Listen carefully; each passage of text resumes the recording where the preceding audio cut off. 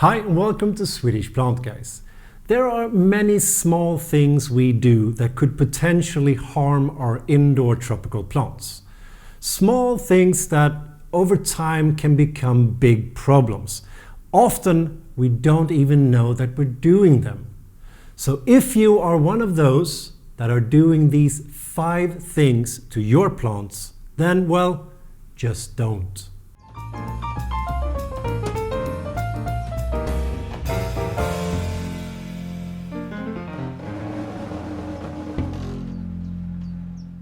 Now, number 1 has to do with how and when we water our plants. For instance, it could look something like this. You have a plant that is extremely dry. It's starting to droop a little bit. We have a couple of leaves that are giving up. We have lots of leaves here that are really dry. It's just showing us that it is dry and wants water. Now, what do you do then? Well, most of us, we run out, get the watering can, and then we water our plant.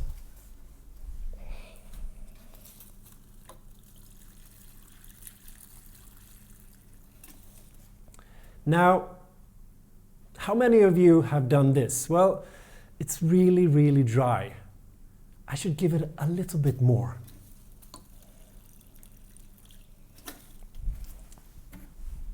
Then we're happy.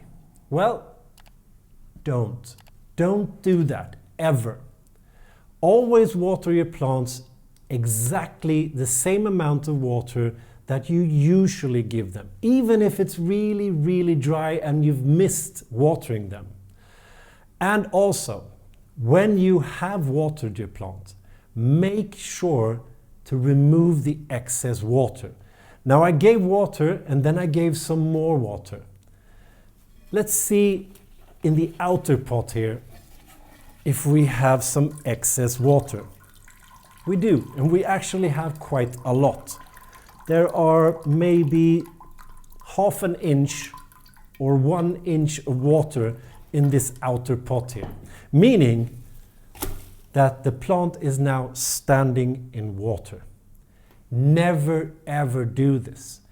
If you realize that you haven't watered your plant, that it's extremely dry, it's droopy, it's showing you, it has leaves that are dry like this, water the exact same amount as you normally do, then you can increase the frequency with how often you water instead of giving it more water. And when you have watered it, make sure to remove that excess water. Otherwise, you could potentially kill your plant. Number 2, another big mistake is that when it's time to repot our plants, we repot the plant in a closed container. Now, what I mean by that is that this is a plastic pot. It has no drainage holes in the bottom. It's 100% waterproof. Never ever repot your plant directly into this outer pot, because this is actually an outer pot. Now, the only exception is, of course, if you have a self-watering pot or a self-watering container, then you can plant according to the instructions for that self-watering pot. But always try otherwise to use an inner pot like this that has drainage holes in the bottom. The reason is quite simple, because if you repot into this, you never know if you give it not enough water or too much water. And the huge mistake here is that often we give too much water. As we said in number 1, you don't want the roots to be standing in water. And if you don't have drainage holes in the bottom, you can't rectify that problem. You can't do anything about it. So make sure to use an inner pot with drainage holes in the bottom. So number 3, don't let your plants just grow and grow and grow and grow without doing anything about it. Prune your plants. Now, we have a plant here that has been growing and growing and growing? Well, this is a Schefflera arboricola, the variegated variety. Really, really nice, simple and easy to take care of. However, this is starting to become a problem because it's not even standing on its own. It's actually tilting or tipping here. As you can see also, this plant has only one direction, so it's been standing somewhere where it gets light from this side here. Meaning that I should have pruned this plant earlier. Because when I prune it now, and I'm going to do that in a little while here, what will happen is that I have to take this down to somewhere around here to make it regrow and become bushy and nice again. I can't just cut it off somewhere here because it will still have this, well, crooked look to it. But if I had pruned this earlier, I would have gotten a really nice, full, bushy plant from the beginning. So know that pruning your plants is a good thing. It actually triggers the plant to start grow even more and also triggering it to branch out. Most indoor tropical plants actually branch out and become even fuller when you prune it. So I'm going to prune this one now.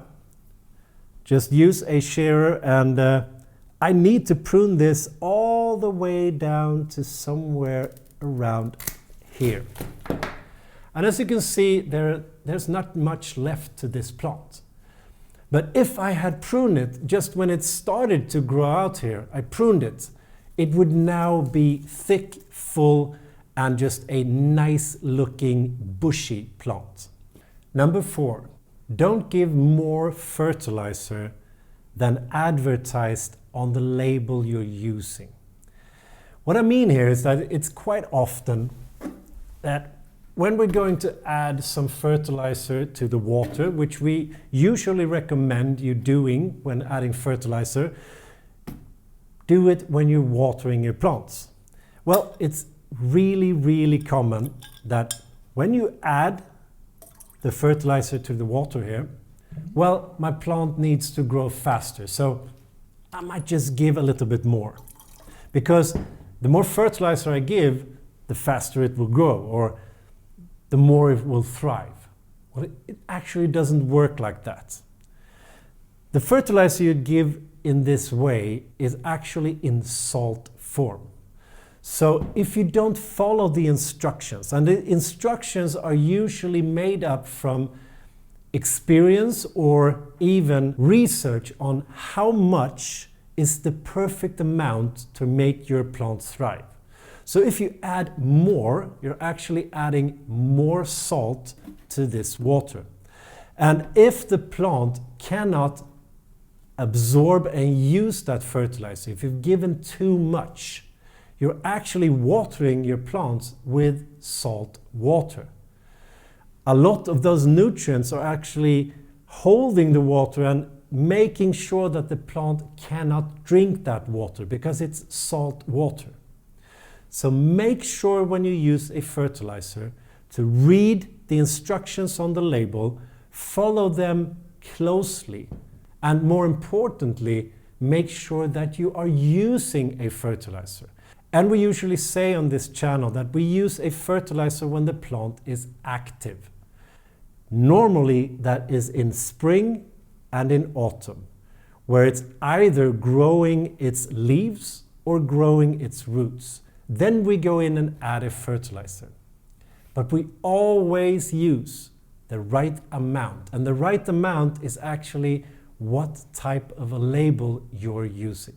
An extra tip for you here is that we use fertilizer when the plant is feeling good. It's usually not a remedy to use fertilizer for a plant that is not feeling well. Usually it's something else. The most important thing, or the most common thing, is actually that you haven't watered your plant in the correct way, for instance. It's usually not the fertilizer. So we give fertilizer when the plant is feeling well. So number 5, don't move your plants all the time. Meaning, if you have a plant here, we've had it in this position for a month now. I don't want it there, I want it here instead. I don't want it there, I want it here instead. If you keep moving your plants around all the time, it means that it will be a little bit stressed all the time.